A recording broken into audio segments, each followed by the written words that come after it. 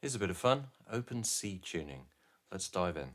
So a disclaimer here, a lot of what I'm able to do in this tuning is a direct result of help from Joey Landreth, basically.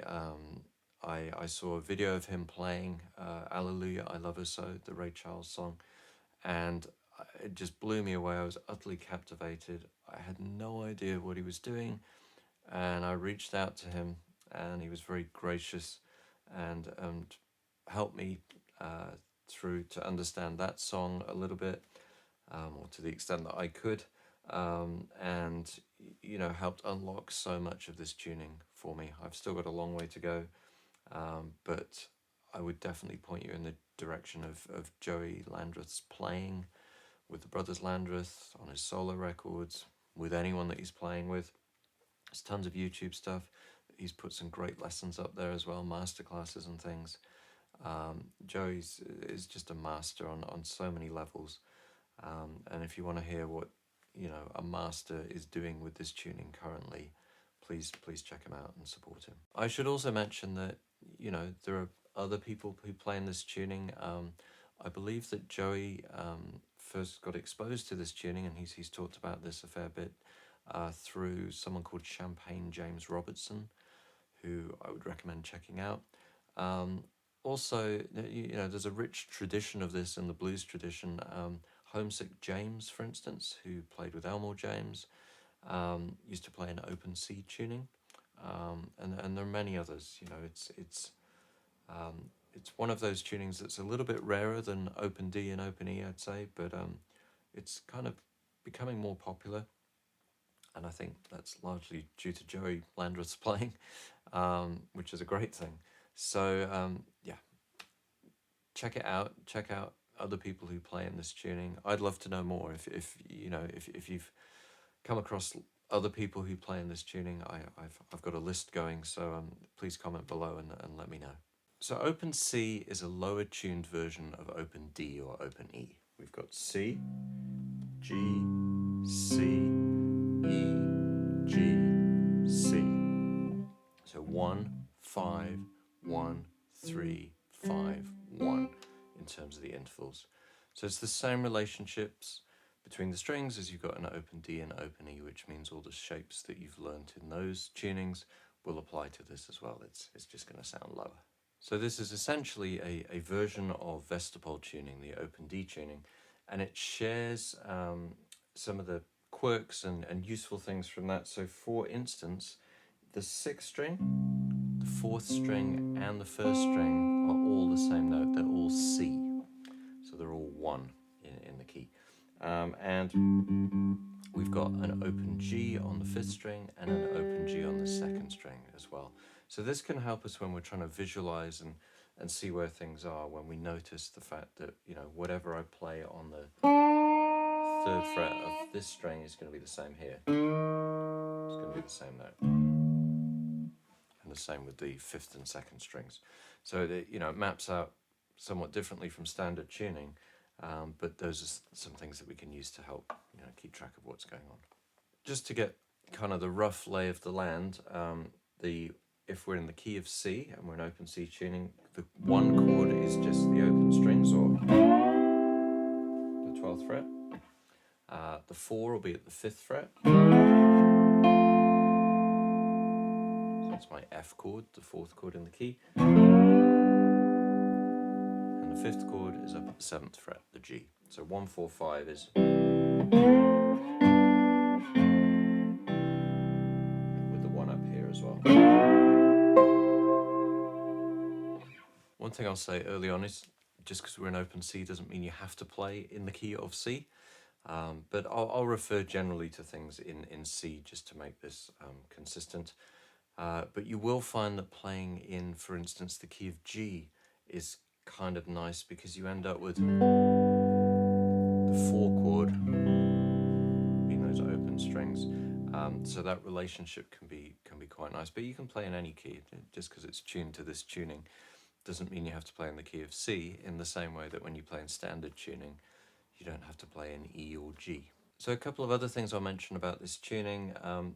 because we're down tuned quite a lot, you're probably going to want to use heavier strings. I use a custom gauge set of starting on a 16 and finishing on a 56. I like to have the action as low as possible because I want to be able to play normal stuff as well as slide stuff.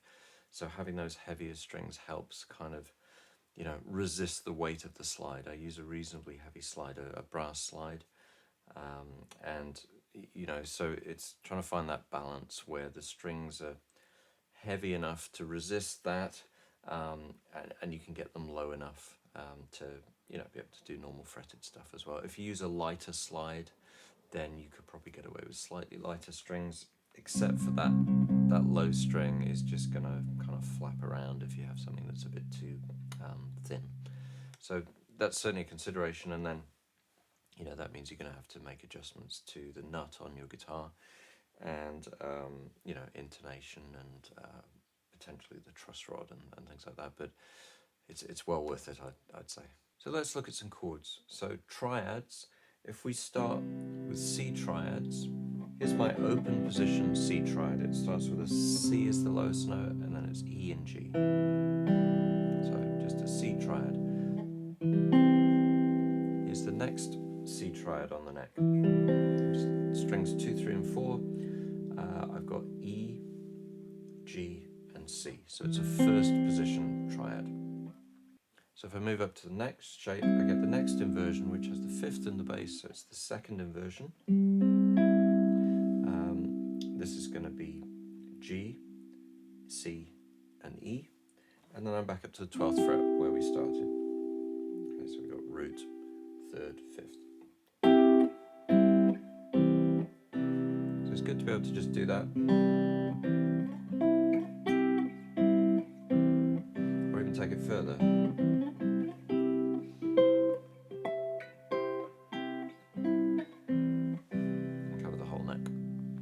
Then let's look at the 4 chord.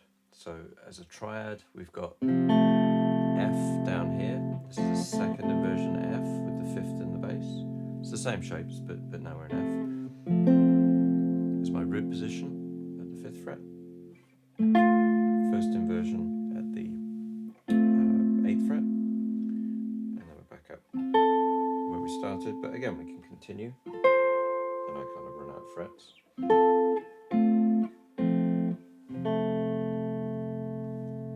The 5 chord, the G. There's my second inversion again, root, first. So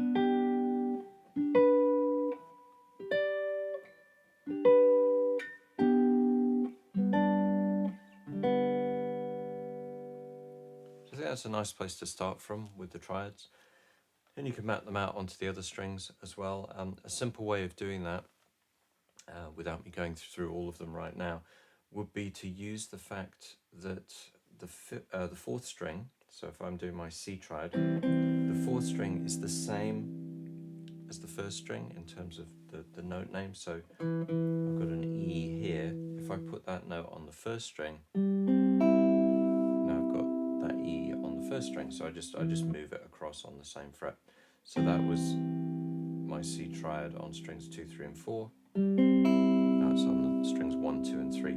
The thing, of course, to notice is that the bass note, the lowest note, is going to change when you do that. So in this case, this was our first inversion triad with the 3rd in the bass. Now it's the second inversion with the 5th in the bass because it's got the G as the lowest note. But you can just go through the whole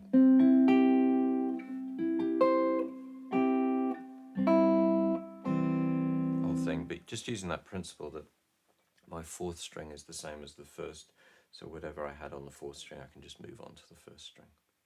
So let's take that principle just one step further. So because of these doubled notes in this tuning, if I start with this triad again, if I want to open the voicing, so what we've been looking at so far are closed voicings, if I want to, which basically live within 1 octave. So if I want to open the voicing, what I can do is I can use that same principle and go, well, the note on the 4th string is the same as the 6th string, and the note on the 2nd string is the same as the 5th string.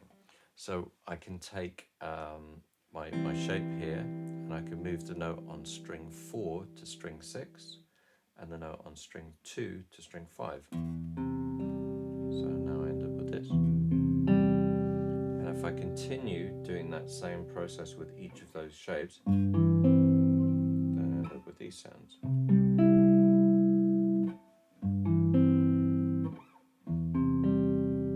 And the principle was just simply that I move the note on string 4 to string 6, the note on string 2 to string 5. And then I can do it in the opposite direction as well.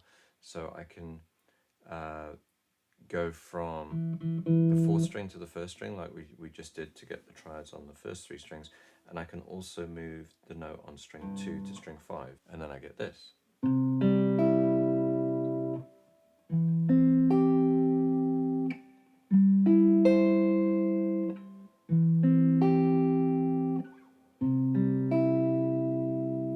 So then you can apply that to all your other triad shapes, but it all comes down from just looking at these shapes on strings 2, 3, and 4, and then expanding them in either direction, just based on the fact that these notes are doubled because of the tuning.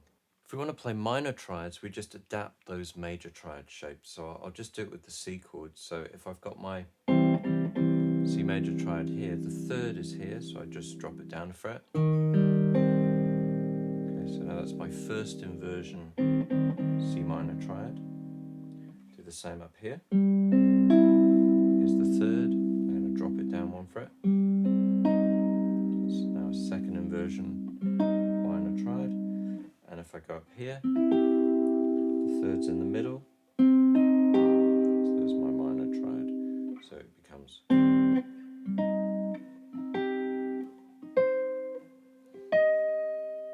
Of course, we can't do the open version, that's down there, because the note, that open string needs to go back 1 fret.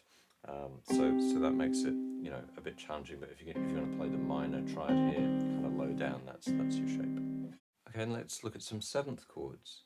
So if I look at C 7th shapes, I've got a shape here. On the middle 4 strings. I've also got a shape up here.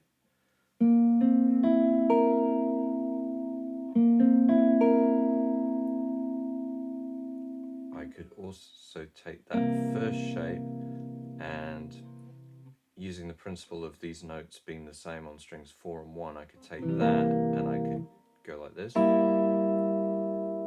Maybe throw in the open. So now I've got a C7 on top that came kind of from that shape. This one up here, I can also use this. The 7th is on top here, so I could also go. Basically take my triad here and replace the root with the 7th, or I could put that 7th on the 4th string as well, or I could play a lower version of it, or these are all kind of based around the same area, but the principle is if I have my chord here, which is just a C chord, I can just take the root down to the 7th on this string, and stick the low C underneath as well. If I come back here again, there's also a shape I could play here, and I could put this note in as well. So again, because I'm doing it in C, I can just use that as a bass note. So this time we got the 5th, flat 7, root 3rd. And you can mix them up, you could go.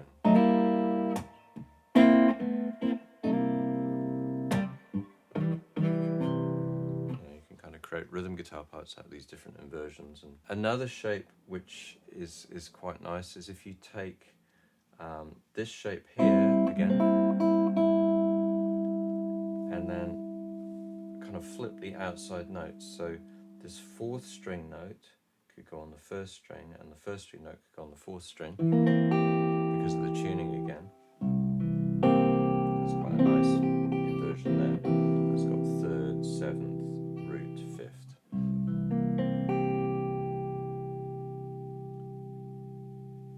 So you can explore these and play around with them, and as I say, you know, shift between them to create rhythm guitar parts. Let's have a look at some ninth chords. So here's C9 root on the 5th fret of the 5th string. An interesting thing to notice here is that this is C with a G minor triad on top.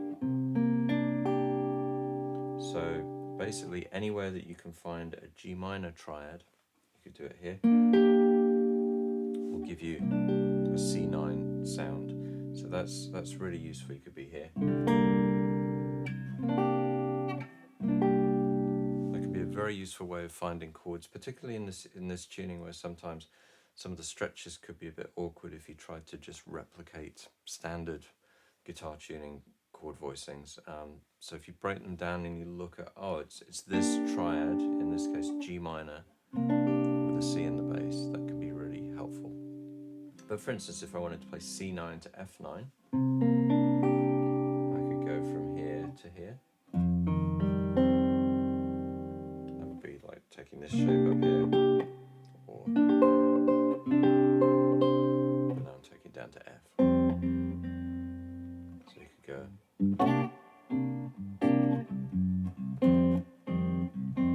And you know, then you've got a couple of chords you could use in a blues. Out of this also comes that kind of rhythm guitar part that's very common, where you're sliding minor triads, or you can kind of visualize them as being part ninth chords. If I took this shape, and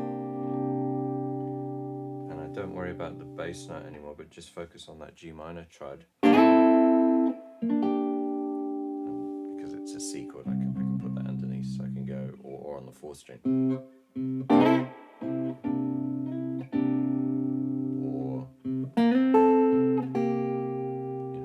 Outside notes, or and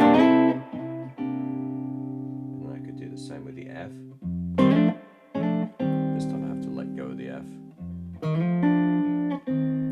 So if I play that over those first two chords,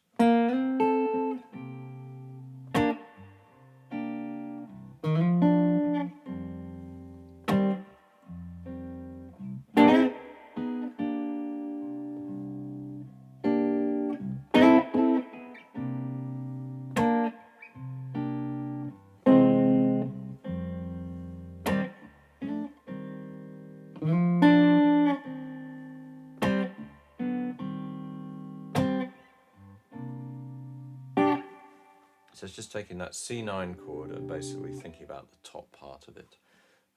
You know, standard kind of conventional guitar playing type thing in standard tuning, but you know, it works really nicely in this tuning, of course, as well. Let's have a look at some little turnaround shapes for blues in this tuning. So I'll just deal with a couple of things. There's a shape you could play on the middle 2 strings. It looks like a little major 3rd shape in normal tuning. And you can just move those 2 notes down to open. So, and you could throw in the 1st string as well. For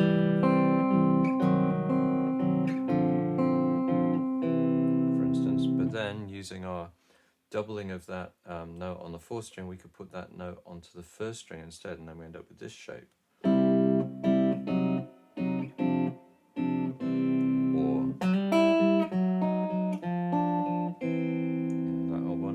Or if we go back to the original one and put the note on the 4th string on the 6th string,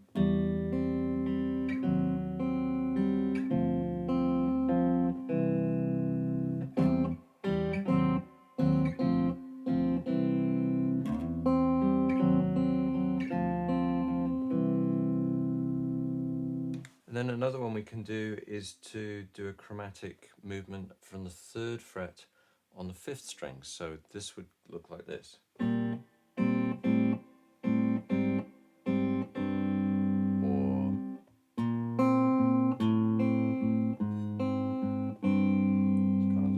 Johnson turnaround, or if you play Key to the Highway, that the Clapton version of that, you know, it's that kind of.